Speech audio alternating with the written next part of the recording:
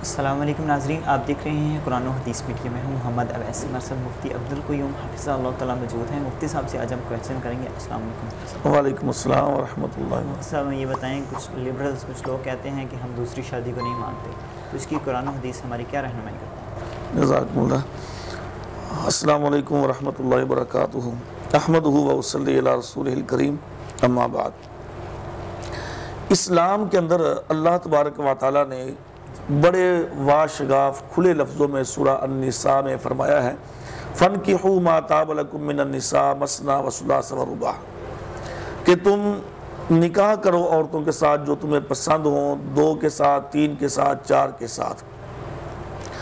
بلکہ قرآن مجید سٹارٹنگ ہی 2 سے کرتا ہے۔ ہاں جی، قرآن مجید نے 1 کا تو ذکر کیا ہی نہیں، وہ تو آگے ہے کہ اگر تم انصاف نہ کر سکو تو پھر 1، مگر نہ جو سٹارٹنگ کی ہے اسلام نے وہ 2 کے ساتھ کی ہے۔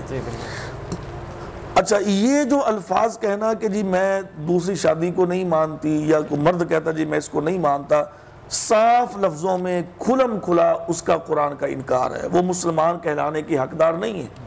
چونکہ قرآن مجید کی ایک آیت کا انکار کرنا وہ اسلام کے مخالف ہے۔ چونکہ قرآن مجید میں اللہ نے واضح طور پہ کہا ہے، ہمارا مسلمانوں کا عقیدہ ہے کہ لا ریب فیہ، اس میں کوئی کسی قسم کا شک نہیں۔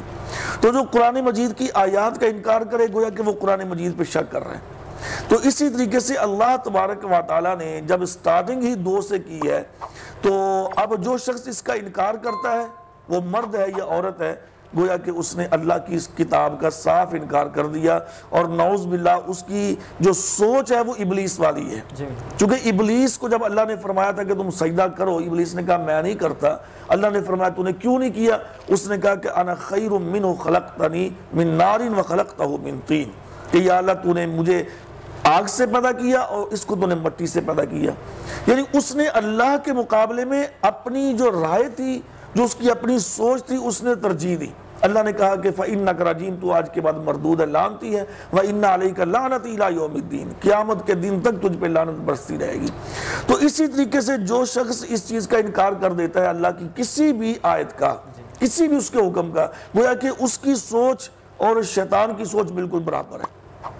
اور پھر دوسری بات یہ ہے کہ دیکھو اللہ تبارک و تعالیٰ نے یہ جو دوسری شادی کا حکم دیا ہے، تیسری کا دیا ہے، چوتھی کا دیا ہے، اس کے بے شمار فوائد ہیں۔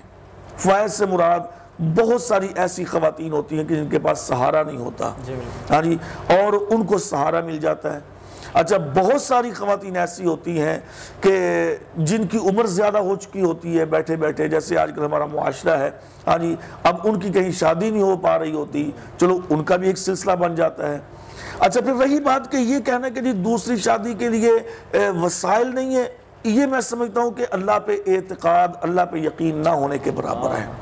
چونکہ ہمارا مسلمانوں کا اعتقاد ہے کہ جب بچہ ماں کے پیٹ میں ہوتا ہے، 4تھے مہینے جب اس کی زندگی لکھی جاتی ہے، اس وقت اس کا رزق بھی ساتھ لکھا جاتا ہے۔ تو کیا اگر جو میرے پاس پہلی بیوی موجود ہے، اس سے میں پوچھوں کہ کیا اس کا رزق لکھا ہوا ہے؟ وہ کہے گی لکھا ہوا ہے۔ تو جب تیرا رزق اللہ نے ماں کے پیٹ میں لکھ دیا تھا، جو دوسری آئے گی، تیسری آئے گی، چوتھی آئے گی، کیا ان کا رزق اللہ نے نہیں لکھا؟ ان کا بھی اللہ نے لکھ دیا ہے، میرا بھی اللہ نے رزق لکھ دیا ہے۔ جب اللہ نے سب کا رزق لکھ دیا ہے، اور پھر یہ کہنا کہ میرے پاس وسائل نہیں ہے، ہاں جی، اور وسائل کی کمی کی وجہ سے میں یہ کام نہیں کر سکتا، یہ بالکل غلط سوچ ہے۔ اور آج کل حقیقت بات یہ ہے کہ جو معاشرہ بے راہ روی کا شکار ہے، ویسے بھی بات لمبی نہ ہو جائے، میں آپ کو ایک حقیقی بات بتاتا ہوں۔ حقیقی بات، میرے پاس ایک بھائی ہے، تو انہوں نے اپنا مسئلہ ڈسکس کیا، لمبی بات ہے لیکن میں چھوٹی سی بات مختصر بتاتا ہوں۔ اچھا، ان کے درمیان طلاق ہو گئی تھی، میاں بیوی کے درمیان۔ میں نے کہا ابھی طلاق کی وجہ ریزن، وہ لمبی بات کرتے کرتے میں بھی بات انتہائی مختصر کرتا ہوں۔ اچھا، وہ خود کہنے لگے، لڑکی والے کہنے لگے جی مفتی صاحب بات یہ ہے کہ اس آدمی کے تعلقات تھے فلاں کے ساتھ 3-4 عورتوں کے نام گنوائے، کہ ہم نے اس کو کچھ نہیں کہا جی، ہم نے اس کو معاف کیا، لیکن اب اس نے شادی دوسری کر لی تھی، تو اس وجہ سے جناب ہم نے کہا کہ ہم اپنی بہن کو ادھر رہنے نہیں دیں گے۔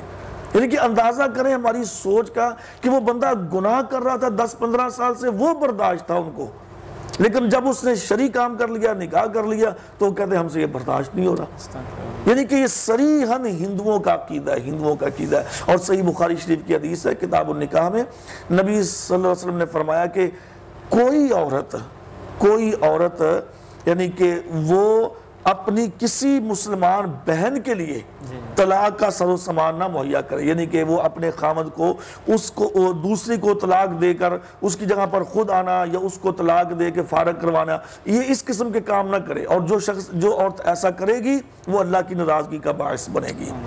تو اس لیے ہمیں یہ جو نا یہ نظریات، یہ سوچیں ہندوؤں سے ملی ہیں.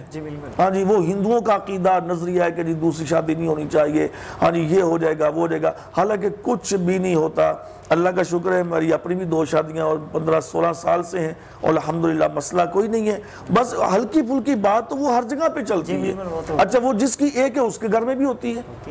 آج بلکہ میں سمجھتا ہوں جن کی ایک شادی ان کے گھر میں یہ مسائل زیادہ کریٹ ہوتے ہیں، لڑائی جھگڑے والے، اور جن کے 2-3 ہیں ان کے کم ہوتے ہیں. یہ میرا اپنا ذاتی تجربہ ہے.